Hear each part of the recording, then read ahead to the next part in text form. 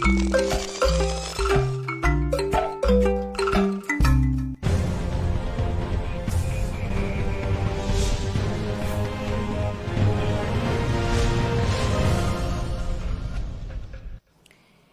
l'actualité de ce soir, avec la saison des pluies, des Ouagalais se sont mobilisés pour curer les caniveaux afin de réduire les catastrophes comme les inondations. Malgré ces efforts, ils se heurtent à un manque de soutien de la part des autorités municipales pour le ramassage des déchets issus de curage des caniveaux. Ces Ouagalais demandent aux autorités municipales de jouer leur rôle afin d'éviter les situations irréparables. 2 forages pour la population de Tanguin dans la commune de Saponé, un geste de Souleymane Yunga pour venir en aide aux habitants qui font de la maraîchiculture mais qui sont freinés par le manque d'eau. Les bénéficiaires satisfaits saluent ce geste qui va les aider à reprendre leurs activités. On en parle dans ce journal.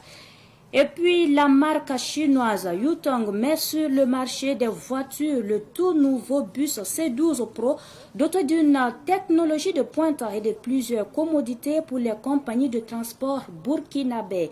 Ces bus qui ont déjà fait leur preuve au Faso viennent renforcer la qualité de prestation de certaines compagnies de transport à l'image de Saramaya qui s'est dotée de la nouvelle sortie C12 Pro au profit de ses clients. Ce sont les principaux titres de ce 18h45. Mesdames et messieurs, bonsoir et merci de nous choisir pour vous informer. Et nous débutons cette session d'actualité par cette information. Aujourd'hui, dans l'après-midi, un incident de tir s'est produit au sein de la RTB. L'incident a fait 2 blessés et des dégâts matériels.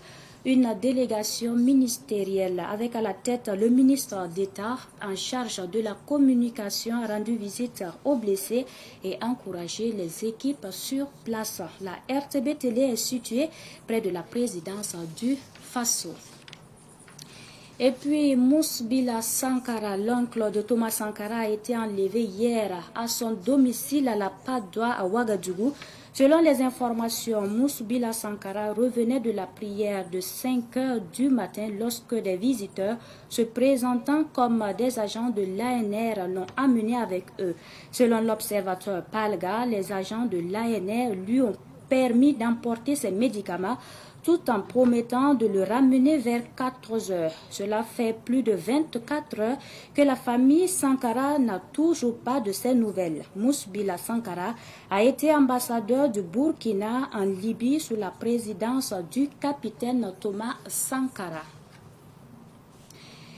Toute autre actualité, le Burkina Faso, à l'instar des autres pays membres de l'Organisation internationale du travail, commémore le 12 juin de chaque année la journée mondiale contre le travail des enfants, instituée depuis les années 2002 par l'Organisation internationale du travail. Cette année, elle est commémorée sous le thème « Respectons nos engagements, mettons fin au travail des enfants ». Cette journée constitue une occasion de faire le bilan sur les actions menées contre les pires formes de travail des enfants. À l'occasion de la journée mondiale contre le travail des enfants, le ministre de la fonction publique du travail et de la protection sociale, Bassolma Bazié, a annoncé que plusieurs actions sont entreprises en vue d'éliminer le travail des enfants. Le cadre juridique a été renforcé par la prise du décret numéro 2026-504 interdisant certains travaux dangereux aux enfants et l'arrêté 2023-095 autorisant des travaux légers pour les enfants de 13 à 16 ans. Le ministre n'a pas manqué de saluer l'engagement des partenaires techniques et financiers et de tous les acteurs qui œuvrent pour la protection et la promotion des droits des enfants au Burkina Faso. Et pour la suite, à 27,59% le taux de réussite au premier tour du BPC, session 2024 au jury 115, logé au sein du lycée privé Le Technicien à Ouagadougou. Le jury a proclamé les résultats hier soir. La proclamation des résultats a eu lieu hier soir et c'était en présence de Pakisba Mariam Ouedraogo. L'attente a été longue, mais finalement la fameuse phrase « candidat approché » a été prononcée aux environs de 18h30 au lycée privé Le Technicien de Ouagadougou. Les candidats de l'examen du BPC session 2024 sont partagés entre stress, déception et joie après la proclamation des résultats.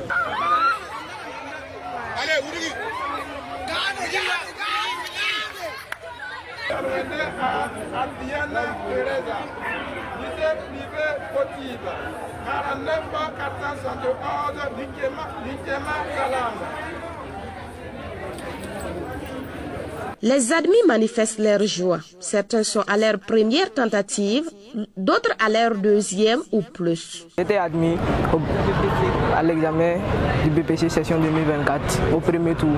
Je suis heureux, très content, je suis fier de moi. Je suis très contente parce que vraiment, c'est pas facile dès le début. C'est pas ma deuxième fois. Ça va, mon BBC. Cette année, j'ai décidé de composer le club du BPC session 2024 et j'ai validé ça. C'était déjà prévu. J'ai eu le BPC. Je suis contente. Oh, je suis tellement contente, merci.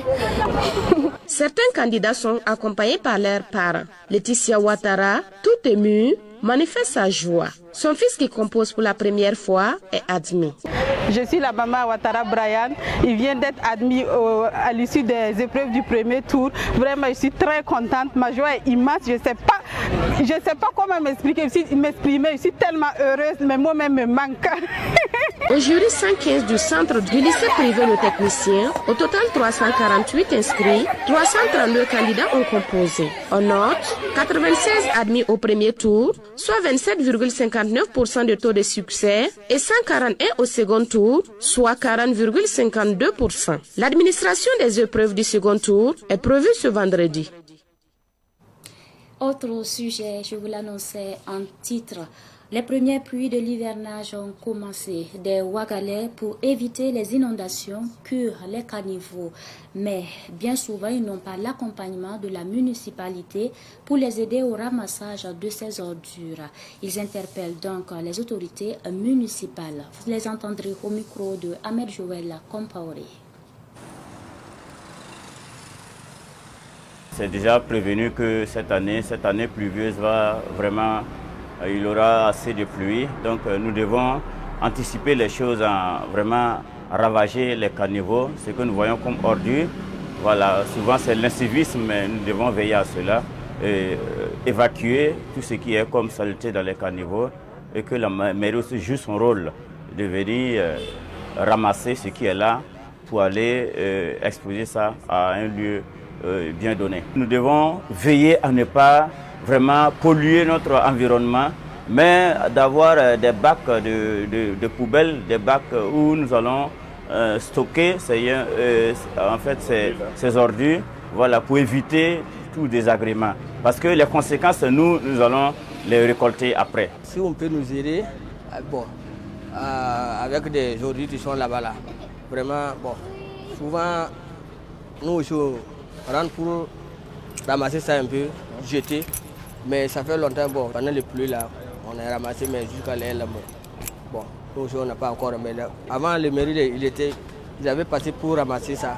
Mais depuis aujourd'hui, ils n'ont plus passé. Comme c'est notre coin aussi, on n'aime pas les saletés. Chaque matin, comme nous sommes là, nous on fait 24 sur 24. Donc il faut que nous balayons. Vous voyez comment on est en train de faire c'est propre comme ça. C'est nous les commerçants, on devrait nous réunir pour essayer de vider les caniveaux. Voilà, donc maintenant on invite les gens de la mairie pour qu'ils puissent faire sortir des véhicules pour venir ramasser les saletés. Voilà, donc au cas où s'ils ne les ramassent pas, Bon, s'il y a une autre pluie qui va revenir encore, les caniveaux seront pleins par les ordures. Voilà, pour éviter les inondations. Ici, au niveau du caniveau, le caniveau est très petit, c'est pas large. Donc, quand il pleut, subitement, ça remplit vite. Donc, l'eau ne passe pas comme ça. Des fois, on vide le caniveau, on les appelle, mais ils ne viennent pas tôt. Des fois, on est obligé de chercher tricycle ou une charrette pour qu'ils ramassent à les jeter. Ce que nous voulons à la mairie, s'ils pouvaient agrandir le caniveau, ça allait nous arranger beaucoup.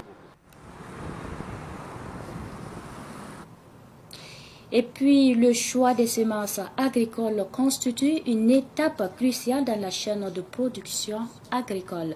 Il détermine en grande partie le rendement, la résistance aux maladies et aux conditions climatiques, ainsi que la qualité des produits récoltés. Suivons plutôt ce dossier de Daouda Yamugo sur les enjeux du choix de semences dans la production agricole.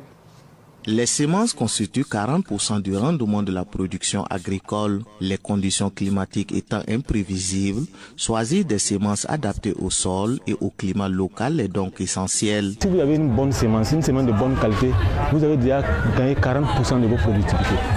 Donc le reste là, ça va maintenant dépendre de la pluviométrie et de l'entretien, du suivi, de l'itinéraire technique qui va accompagner la variété que vous allez acheter. Parce que quand vous achetez une semence variétale, on vous donne une fiche technique qui vous montre comment il faut s'aimer, à quelle période il faut s'aimer, quels sont les intrants qu'il faut apporter en termes d'engrais chimiques ou engrais organiques, ainsi de suite, et à quelle période les traitements chimiques qu'il faut faire. Les variétés de semences sont souvent développées pour résister à des conditions spécifiques comme la sécheresse, l'humidité excessive ou les températures extrêmes, et aussi accroître le rendement de la production. La semence ne se choisit pas au hasard et chaque variété est adaptée non seulement à un type de sol donné, mais aussi à une pluviométrie. Parce que vous avez des variétés à cycle court, ce n'est pas fait au hasard, c'est fait pour les zones où la pluviométrie ne suffit pas. Parce qu'il y a des zones où la pluviométrie s'arrête au bout de 3 mois, 2 mois et demi, on n'a plus de pluie. Pour des zones où les cycles, les pluies vont jusqu'au mois de novembre, octobre-novembre, ça veut dire que c'est des cycles longs qu'il faut leur proposer. Parce que si on met des cycles courts là-bas, et avec la pluie qui continue à maturité, ça peut endommager les graines. Donc c'est pour ça que la variété effectivement est adaptée non seulement au type de sol, mais aussi à la pluviométrie. Idrissa Kabouré est un producteur de céréales. Il est confiant que les semences améliorées sont une voie pour le Burkina Faso pour atteindre l'autosuffisance alimentaire. Chose importante, c'est bien choisir ton semence. Voilà, si le semence est bon seulement, voilà, tu auras un bon rendement. J'ai choisi les semences de 80 jours et une autre de 75 jours. Voilà, le blanc là c'est 80 jours, mais maïs jaune là c'est 75 jours.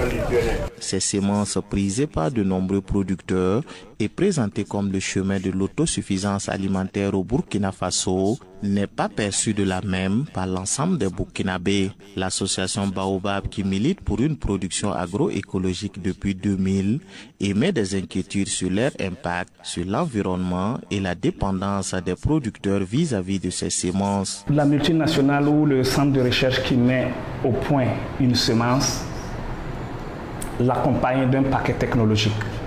C'est-à-dire que la semence est accompagnée d'un type d'engrais, de pesticides et autres pour qu'il révèle tout son potentiel.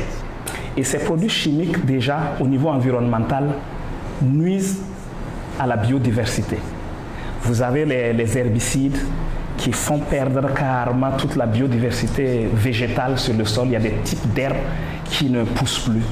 La biodiversité animale, vous avez des types d'insectes et des vers de terre, etc., qui ont disparu.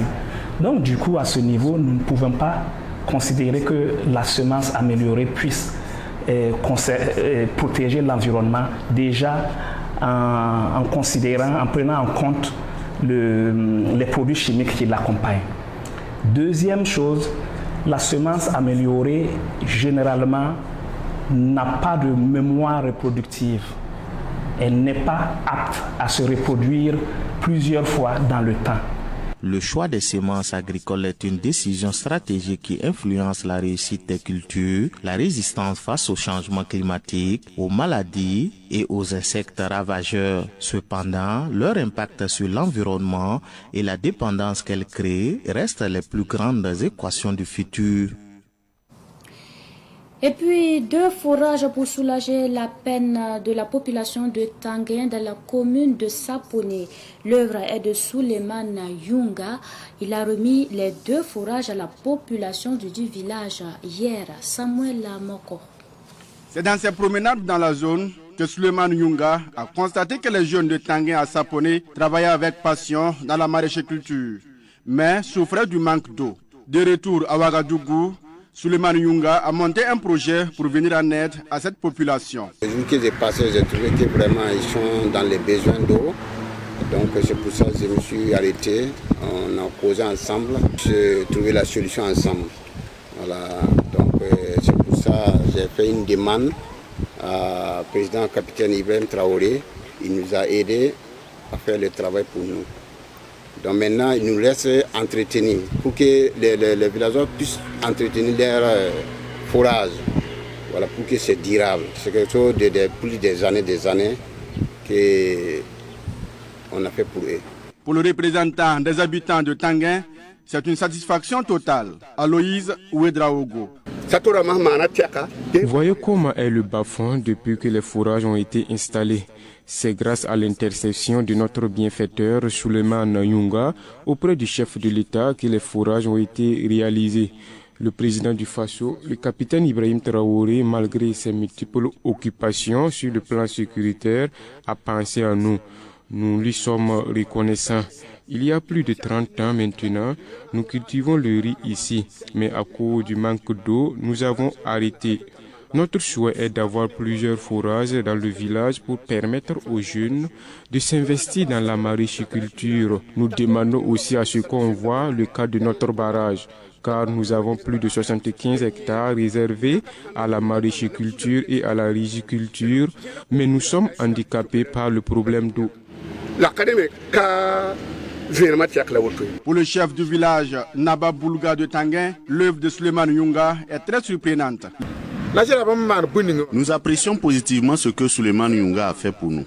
Le président Ibrahim Traoré que nous avons aujourd'hui est un homme intègre. Nous le demandons de se préoccuper de notre situation et de nous venir en aide. Si notre barrage est débouché, cela va beaucoup nous soulager. Nous avons ici une jeunesse qui aime le travail. Beaucoup de jeunes produisent déjà bien.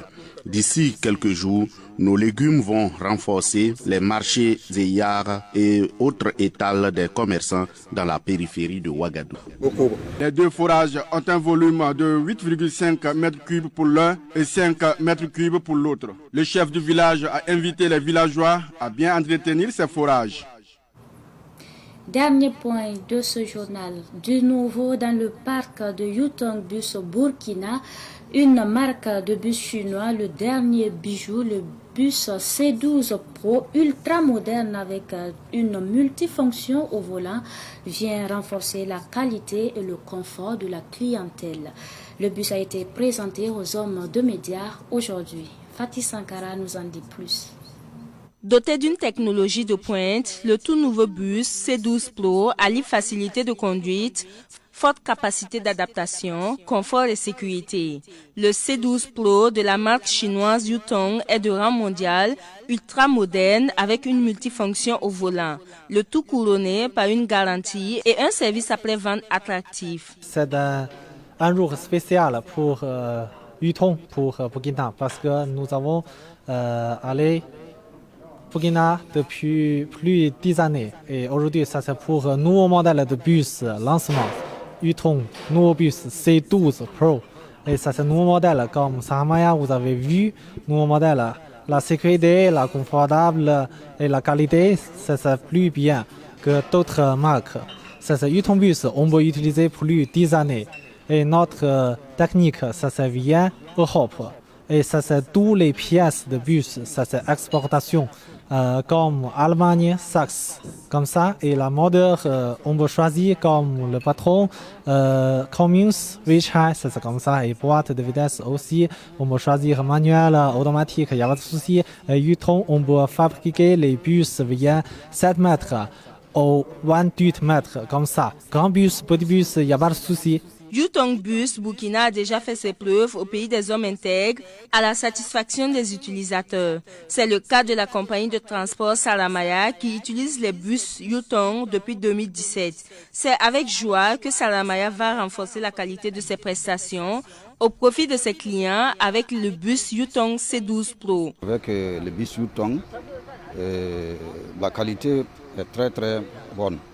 C'est un bus de très bonne qualité. Et en plus de ça, il y a le service après-vente.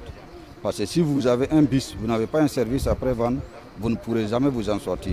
Mais Yutong est là, toujours à côté, pour apporter ces services après-vente-là. C'est ça leur spécialité.